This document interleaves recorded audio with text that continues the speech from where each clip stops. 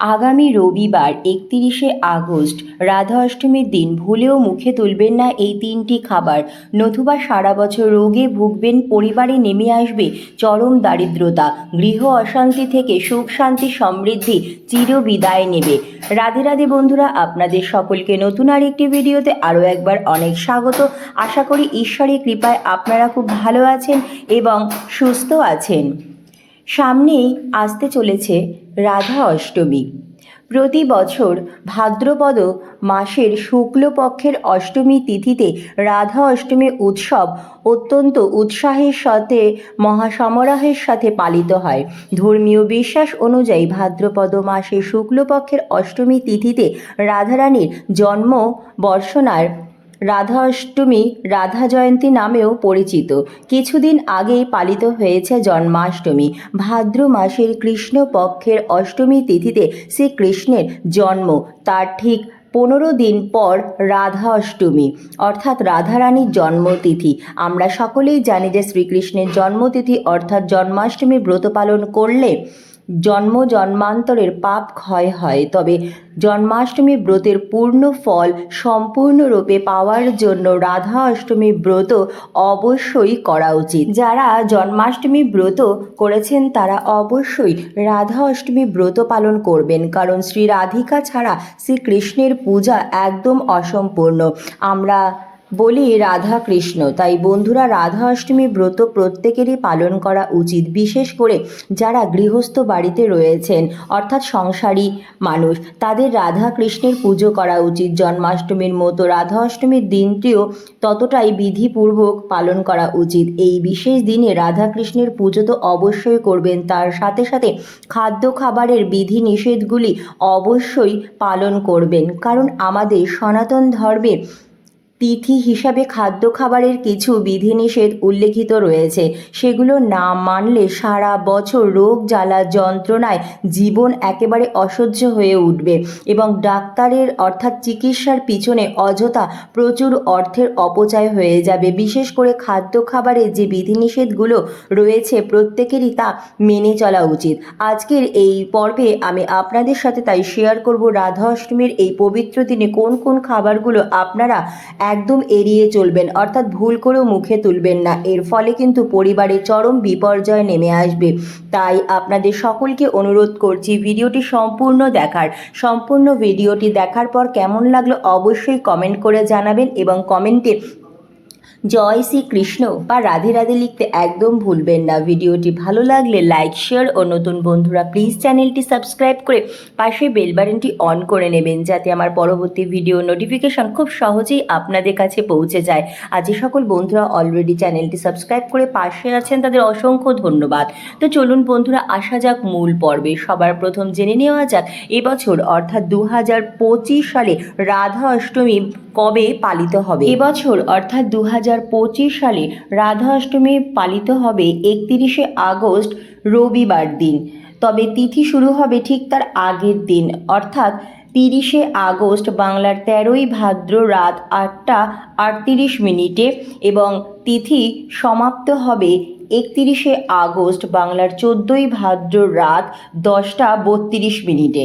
রাধা অষ্টমী পুজো কিন্তু দুপুর 12টায় করা হয়ে থাকে, রাত 12টায় নয়। বিশ্বাস করা হয় দুপুর 12টাতেই রাধারানীর জন্ম হয়েছিল। রাধা অষ্টমীর দিনে পুজোর শুভ সময়কাল হচ্ছে 31শে আগস্ট রবিবার সকাল 10টা থেকে দুপুর 12টা 28 মিনিটের মধ্যে। এই বিশেষ দিনে রাধাকৃষ্ণের অভিষেক অবশ্যই করা উচিত এবং তারপর নতুন বস্ত্রে সুসজ্জিত করা হয়, অলঙ্কারে রাধাকৃষ্ণকে রাজবেশ দেওয়া হয় এবং তারপর ফুলের সাজ দেওয়া হয়। এই দিন অবশ্যই প্রদীপ ধূপকাঠি প্রজ্বলন করে নেবেন এবং নতুন আসনে রাধাকৃষ্ণকে বসিয়ে পুজো আরাধনা করবেন। বন্ধুরা এই দিন অবশ্যই ব্রাহ্ম মুহূর্তে ঘুম থেকে ওঠার চেষ্টা করবেন। সারা দিনে যে কয়েকটি সময় রয়েছে তার মধ্যে ব্রাহ্ম মুহূর্ত হচ্ছে সেই সময় যখন মানুষ ঈশ্বরের সাথে সবথেকে বেশি সংযোগ স্থাপন করতে পারে। তাই বন্ধুরা বাসি বিছানায় বসেই আপনারা রাধা কৃষ্ণকে মনে মনে স্মরণ করে প্রণাম জানিয়ে দিনটি শুরু করবেন। তপ্ত কাঞ্চন গৌরাঙ্গী রাধে বৃন্দাবনেশ্বরী বৃষভানুসুতে দেবী তাং প্রণমামি হরিপ্রিয়ে। এই মন্ত্রটি মনে মনে বলবেন এবং শ্রী রাধা এবং শ্রীকৃষ্ণকে স্মরণ করে আপনারা দিনটি শুরু করবেন। যদি এই মন্ত্রটি আপনাদের মনে না থাকে সেক্ষেত্রে আপনারা হরে কৃষ্ণ কৃষ্ণ কৃষ্ণ হরে হরে হরে রাম রাম রাম হরে হরে এই মহামন্ত্র বলেও দিনটি শুরু করতে পারেন। এবং সকাল সকাল ঘুম থেকে উঠে এই দিন বাড়ি ঘরদোর অত্যন্ত ভালোভাবে পরিষ্কার পরিচ্ছন্ন করে নেবেন। বাড়ির সদর দরজাও পরিষ্কার পরিচ্ছন্ন করে নেবেন। তারপর সকাল সকাল স্নান সেরে নেবেন। স্নান সেরে শুদ্ধ বস্ত্র পরিধান করে নিজ মস্তকে ও পুরো বাড়িতে ভালো করে গঙ্গা জল ছিটিয়ে দেবেন। এরপর রাধা কৃষ্ণের পঞ্চামৃত দিয়ে অভিষেক করুন। আপনাদের বাড়িতে যদি গোপাল সোনা থাকে তাহলে অবশ্যই গোপাল সোনাকেও এই দিন পঞ্চামৃত দিয়ে অভিষেক করান এবং খুব সুন্দরভাবে নতুন বস্ত্র অলঙ্কারে সাজিয়ে দিন। এবার চলুন বন্ধুরা আসা যাক খাদ্য খাবারের বিধিনিষেধ নিয়ে। জন্মাষ্টমীর মতো রাধা অষ্টমীতে সারাদিন উপবাস না করলেও চলবে, তবে দুপুর 12টা পর্যন্ত অবশ্যই উপবাস রাখার চেষ্টা করবেন। রাধা অষ্টমী ব্রতের উপবাস সাধারণত রাধা কৃষ্ণের পুজো পর্যন্তই করা হয়ে থাকে এবং পুজোর শুভ মুহূর্ত আমি আপনাদের সাথে আগেই শেয়ার করেছি। সেই সময়ে আপনারা পুজো দেওয়ার চেষ্টা করবেন। তবে এই দিনে যে বিশেষ 3টি খাবার আপনারা ভুল করেও মুখে তুলবেন না, আর তার মধ্যে সেটা সবার প্রথমে হচ্ছে আমিষ জাতীয় খাবার। সনাতন ধর্মে আমরা আমিষ জাতীয় খাবার একদম বর্জন করে থাকি। যে কোনো পুজো পার্বণ বা বিশেষ তিথিতে আমিষ জাতীয় খাবার বলতে মাছ, মাংস, পেঁয়াজ, রসুন, ডিম, মুসুরির ডাল ইত্যাদি আমিষ জাতীয় খাবার। খাদ্য খাবারের তালিকায় আসে আমিষ জাতীয় খাবার। কোনো পুজো অর্চনার দিনে গৃহস্থ বাড়িতে আমিষ জাতীয় কোনো খাবার আনা উচিত নয় এবং রান্নাও করা উচিত নয়। এর ফলে কিন্তু পুজোর শুভ ফল পাওয়া যায় না। তাই বন্ধুরা আমিষ জাতীয় খাবার যেমন আপনি এই দিন নিজেও খাবেন না বা বাড়িতে আনবেন না বা বাড়িতে কাউকে বানিয়েও দেবেন না। এবং এই দিন অবশ্যই খেয়াল রাখবেন বাড়ির বাইরে গিয়ে বাড়ির কোনো সদস্য যাতে আমিষ জাতীয় আহার গ্রহণ না করে। এই দিন অবশ্যই সাত্ত্বিক অর্থাৎ নিরামিষ আহার গ্রহণ করবেন এবং পুজো পর্যন্ত বাড়ির সকলেই উপবাস রাখার চেষ্টা করবেন। পুজোর পরে রাধা কৃষ্ণের প্রসাদ খেয়েই উপবাস ভঙ্গ করুন। এই দিন পঞ্চ রবিশস্য বাদ দিয়ে সাত্ত্বিক আহার গ্রহণ করতে পারেন। দ্বিতীয় যে খাবারটি রাধা অষ্টমীর দিন ভুল করেও খাবেন না সেটি হচ্ছে যে কোনো প্রকারের তেতো জাতীয় খাবার, অর্থাৎ উচ্ছে, করলা, নিম পাতা বা যে কোনো খাবার যেটা স্বাদে তিক্ত। বন্ধুরা রাধা অষ্টমীর পুজো করলে সংসারে সুখ শান্তি সমৃদ্ধি বিরাজ করে। পরিবারে প্রত্যেকের মধ্যে ভাব ভালোবাসা থাকে, সংসারে প্রত্যেকের মধ্যেই স্নেহ থাকে।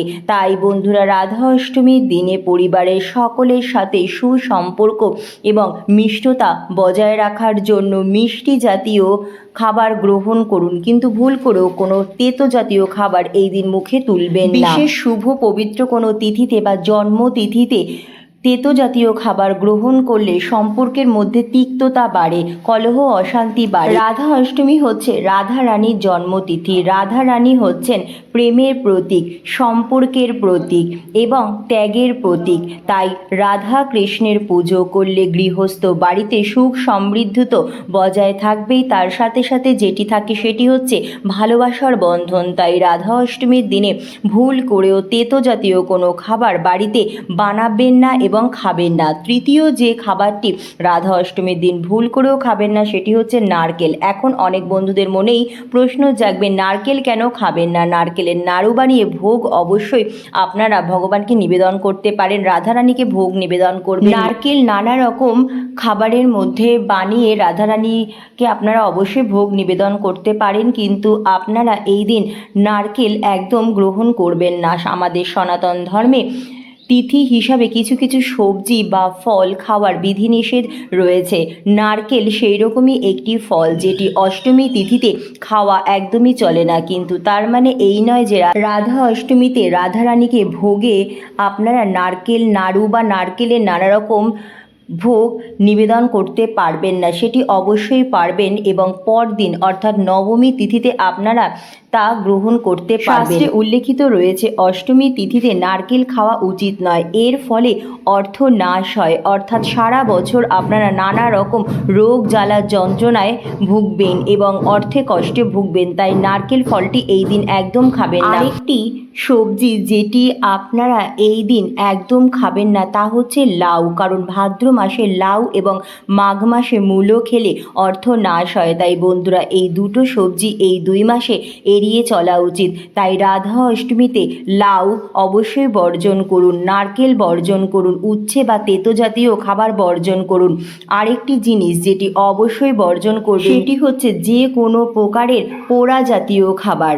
কোনো শুভ বা পবিত্র কোনো তিথিতে পোড়া জাতীয় খাবার একদম খাওয়া উচিত নয়। পোড়া জাতীয় খাবার যেমন রুটি বা যে কোনো সবজি পুড়িয়ে যেমন আমরা সেটি কখনোই খাবো না। অমাবস্যা বা পূর্ণিমা বা জন্মতিথিতে পোড়া জাতীয় খাবার একদম খাওয়া উচিত নয়। যেহেতু রাধারানীর জন্মতিথি হচ্ছে রাধা অষ্টমী, তাই এই দিনেও কোনো রকম পোড়া জাতীয় খাবার একদম গ্রহণ করবেন না, এর ফলে কপালে দুর্ভাগ্য নেমে আসবে, কলঙ্ক লাগবে। তাই বন্ধুরা পোড়া জাতীয় জিনিস এই দিন একদম বর্জন করবেন। আরেকটি জিনিস যেটি সর্বদাই বর্জন করা উচিত সেটি হচ্ছে যে কোনো প্রকারের নেশা জাতীয় জিনিস।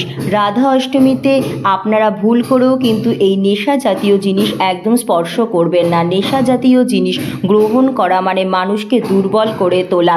যে জিনিসটির কোনো রকম খাদ্যগুণ তো নেই, শুধুমাত্র সাময়িক মোহের জন্যই খাওয়া হয়ে থাকে এবং যে জিনিসের পেছনে মানুষের প্রচুর অর্থ সর্বনাশ হয়ে যায়, যেটিকে অর্থ অপচয় বলা যেতে পারে, যেটি অন্যান্য কোনো ভালো কাজে লাগানো যেতে পারে।